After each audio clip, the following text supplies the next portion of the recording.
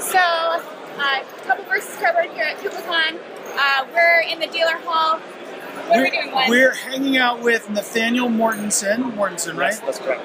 And we are talking with him about his new game, recently up on Kickstarter, called Dragon's Hoard. Nathaniel, thanks for hanging out with us. You're welcome. Tell me a little bit about Dragon's Hoard. So, in Dragon's Hoard, you're playing a dragon, and you're collecting sheep, and you're using those sheep to buy treasure.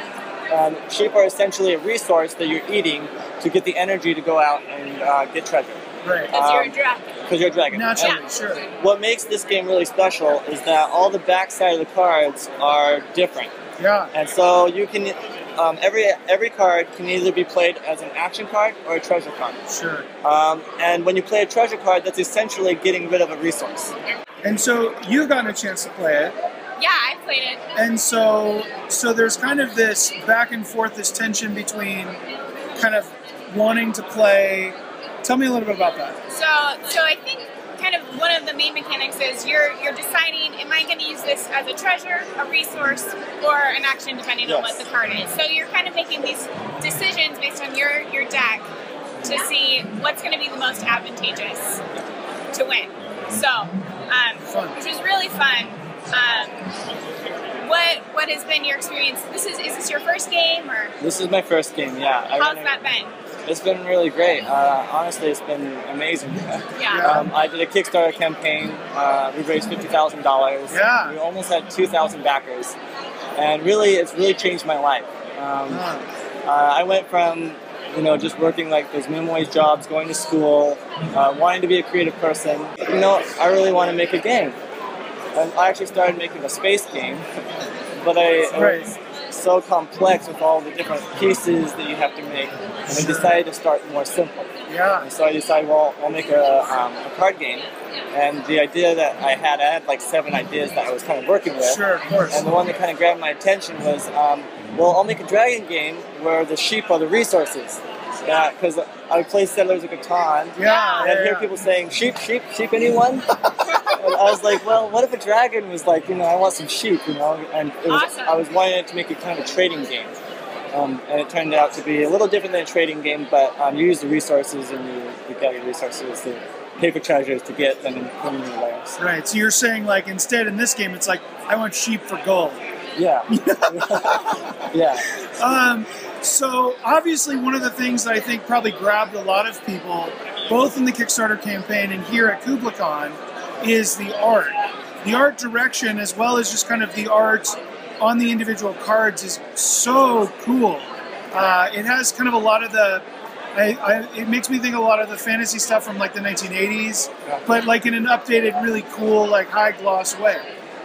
Tell me a little bit about your collaboration with your artist and kind of what you guys were thinking as you were putting together Dragon's Hoard. Well, I started with a local artist first, and the artwork was good, but it wasn't what I had envisioned for the game. And then I started doing the artwork myself because I'm an artist, and I'm pretty good. I'm not as good as this, but maybe someday I will be. But I take a long time. It takes me a while to do it. And so I went looking, and I found a lot of artists. And the professionals, they charge a lot for artwork this good. Sure. And I found this guy, Jonas Ackerland, and he was on Board Game Geek looking for hire. And when I saw his artwork, I was blown away. It was like the most beautiful artwork I ever saw. And I was like, if he is affordable, I'm going with him. And he was a little higher than what I wanted to pay, but I knew it was going to be the best choice possible. So I was like, okay, I will make the money. I got to get this artwork for this game. Yeah, for sure. And it was amazing working with him. He was really great. I'd send him an idea. Actually, I made a prototype, and I sent him the prototype so that he could see kind of all the illustrations, and I just took illustrations offline. Actually, for all the damsels in the game, when I started, they were all Disney princesses. That's great. And people were like capturing these Disney princesses and taking them to their lair. So he kind of had a reference of all the different cards. And so he started illustrating it, so he had something to work off of. And honestly, he was very good. Very good to work with. He could really nail the pieces, and even when it was different, it was beautiful. So it wasn't really hard to. There was a few illustrations that we had to work over and say, I want something changed, because I wanted it to be, a family game. Even though it's really good with just 2 people, really good for just like this. And there's a lot of strategy depending on how many players you want to play with. But I mostly wanted it to be able to be played with, families and everyone that wants to play a simple game and sit down. And so there was a few cards that were like a little aggressive, and I was like, wait, let's tone that back a little. Let's tone that back a little bit. It's not, Yeah, right. We don't need to. We don't actually have to have the sheep being harmed. They just get eaten, right? Yeah, they're more like it's like eating a bonbon. So, what is different about this game? Who do you think would want to play this game? Well, I hope everyone would want to play this game. Naturally. But most people really love it. I mean, we've had an outstanding. I mean, on Board Game Geek, we have a 7 rating of 200 people have rated it so far. And that's great. I want it to be fun, and then even the action cards. When you play an action card, they don't demolish the other player. Sure. I mean, the most powerful one is the Angry Mob, and it makes all players discard half their hand. But as long as you play a battle card, you don't have to. So the most powerful combination is if you play the Angry Mob with the Wizard, because that one makes the Angry Mob unstoppable. Yeah. And then everyone has to discard half their hand. Naturally. But you still get to decide what cards you're going to get rid of. Yeah. So there's still like, well, strategically, what am I going to do?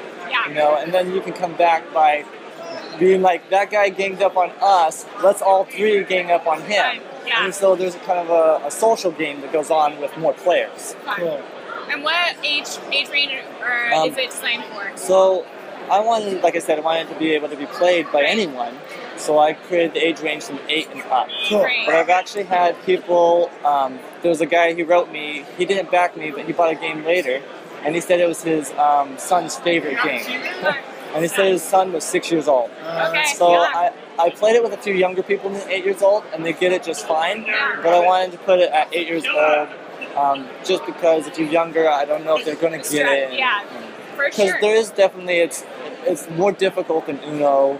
There is a little bit more complexity to it, but it's simple enough that a young person can jump in and play it.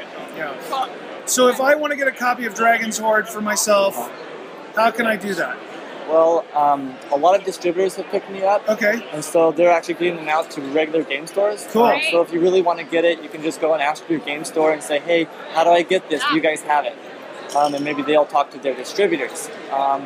If you can't pick it up at your local store, you can pick it up on Amazon, Fun Again, probably like Cool Stuff Inc., all the big ones, online game stores. That would be probably the best place to pick it up. Awesome. Well, Dragon's Hoard. What were some of your favorite parts about the game? I mean, I love the art. I think the art is super great, and I think it's a fun, like medium complexity kind of game, like where you're making some good decisions, and like you're doing that thing like you said, where should I use this as a resource? Should I use this as an action? Should I use this as a treasure?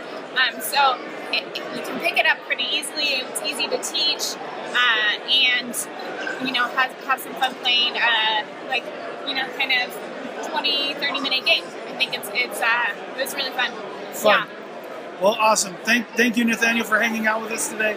More coverage from KublaCon coming at you. Stay tuned.